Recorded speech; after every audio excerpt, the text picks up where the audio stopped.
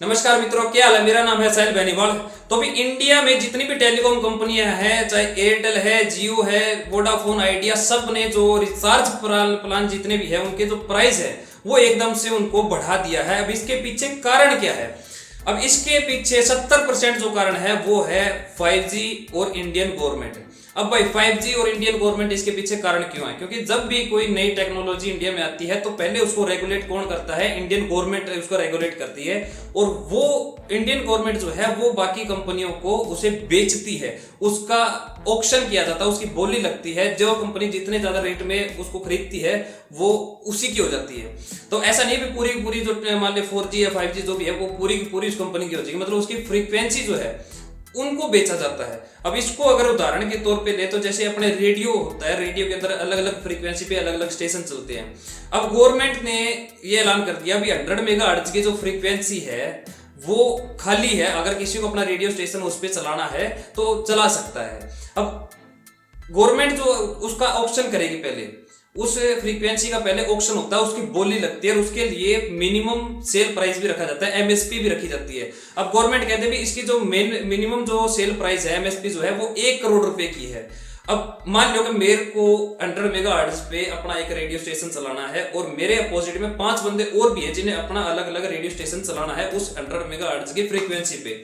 तो हम जो है हम 400-500 जनों में पहले बोली लगवाई जाएगी। अब 1 करोड़ रुपए जो है वो तो एमएसपी है, उससे ज्यादा सबसे ज्यादा जो भी देगा वो 100 मेगाहर्ट्ज की जो फ्रीक्वेंसी है वो उसकी हो जाएगी और उस पे वो अपना रेडियो स्टेशन चला सकता है। तो ऐसा सिस्टम अपने मान लो 4G 5G में।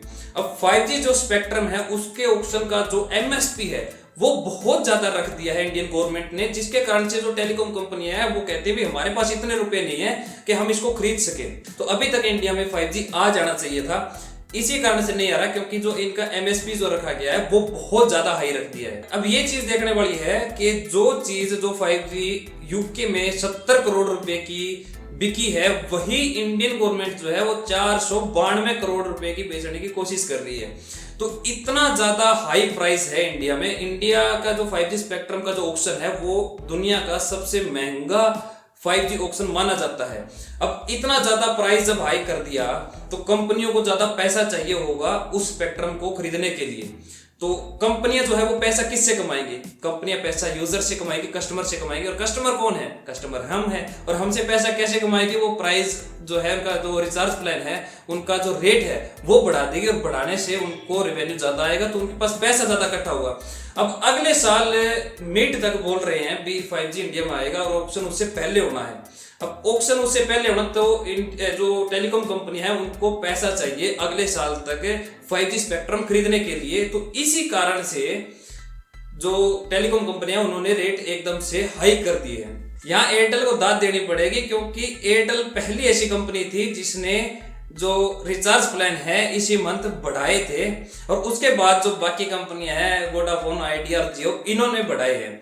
तो पहल करने वाली जो थी इसमें एयरटेल ही थी, और बाकी कंपनियां सही में इस चीज की वेट में थी भी कब कोई कंपनी अपने रिचार्ज प्लान का मतलब प्राइस को हाइक करे और उसके बाद बाकी कंपनियां भी उस अपने जो रिचार्ज प्लान है उनको भी हाई करें।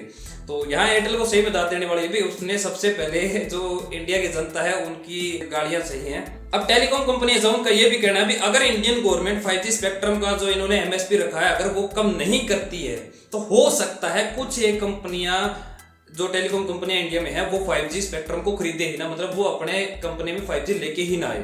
तो ये चीज तो देखने वाली होगी भी इंडियन गवर्नमेंट कितने में नेगोशिएट करती हैं टेलीकॉम कंपनियां और इनमें क्या बातचीत चलती है और कितने में जाके इनकी जो है जो डील है वो खत्म होती है, वो तो चलो देखने वाली बात है। तो समय में थोड़ा सा पीछे चलते हैं, जब इंडिया में 4G नहीं आया था उस टाइम पे डाटा जो रिचार्जेस है उनके क्या प्राइजेस थे। तो एक बार थोड़ा सा पॉज करके इस चार्ट को देख लो। तो भाई ये रेट थे इंडिया में डाटा के, और ये जो डाटा है ये जीबी पर डे नहीं है, ये जीबी पर मंथ है। जितना डेटा हम आज की डेट में पर डे में कंज्यूम कर रहे हैं उतना डाटा हमको पर मंथ मिलता था। तो भाई जिस तरह से प्राइस बढ़ रहे हैं, चलो अभी तो 20-25% ही बढ़े हैं, तो आने वाले टाइम में ऐसा ना हो कि जो पुराने वाला टाइम आ जाए, मतलब जीबी पर मंथ अपने को मिलने लग जाए। क्योंकि आज की डेट में क्या है कि मैक्सिमम जनता इंटरनेट का यूज करती है, सबको इंटरनेट चलाना आता है और हर कोई इंटरनेट वाला ही प्लान जो है वो रिचार्ज करवाता है। अब अगर एकदम से और ज्यादा प्राइस हाइक होता है तो 70 से 80% जनता जो है वो फिर भी रिचार्ज करवाएगी। हो सकता है ज्यादा महंगाई को देखते हुए 10-20% जो जनता है वो रिचार्ज ना करवाए, बट मैक्सिमम जो जनता है वो इंटरनेट का रिचार्ज करवाएगी। और सारा जो रिवेन्यू है, सारा जो पैसा है वो किसके पास जाएगा? कंपनियों के पास जाएगा। तो जो ज्यादा जो वेल्थ बढ़ेगी वो कंपनियों की बढ़ेगी। तो यहाँ इस चीज को अपन एक तरह से खतरा भी मान के चल सकते हैं भी ज्यादा और ज्यादा प्राइस जो है वो हाइक नहीं होना चाहिए। तो अभी कुछ लोग सोचते होंगे भी जो जियो है, जो मुकेश अंबानी की कंपनी है, उसके पास तो इनफ पैसा मुकेश अंबानी पे, भाई उसने जियो के जो रिचार्ज प्लान का जो प्राइस है वो क्यों बढ़ाया? तो भाई बात कुछ ऐसा है भी रिचार्ज अगर प्लान को बढ़ाएंगे तो ज्यादा रेवेन्यू आएगा, मतलब ज्यादा पैसा आएगा, और बहती गंगा में हाथ कौन नहीं धोना चाहेगा। बाकी तो भाई ये सारी चीज जो है वो गवर्नमेंट के हाथ में। अगर गवर्नमेंट इसको थोड़ा सा डाउन लेके आती है अपनी एमएसपी को, तो यूजर जो है, जो कस्टमर है, जो जनता है, आम जनता, उसको ज्यादा भुगतना नहीं पड़ेगा। तो ये जो सारी चीज डिपेंड करती है वो गवर्नमेंट पे डिपेंड करती है, और बाकी कुछ कंपनियों पे भी डिपेंड करती है। तो इस वीडियो में इतना ही। वीडियो बढ़िया लगी तो आपको पता है कि कुछ करना है। Stay tuned to SB Tech Mania. Piece.